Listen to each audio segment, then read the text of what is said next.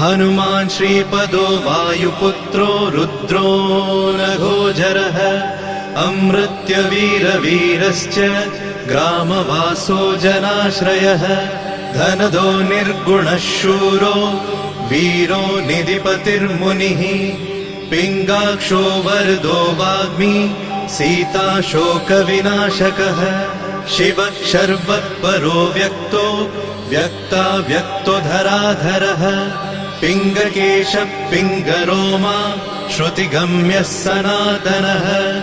अनादिर्भगवान् देवो विश्वहेतुर्जनाश्रयः आरोग्यकर्ता विश्वेशो विश्वनाथो हरीश्वरः भर्गो रामो रामभक्तः कल्याणप्रकृतिस्थिरः विश्वम्भरो विश्वमूर्तिर्विश्वरूपो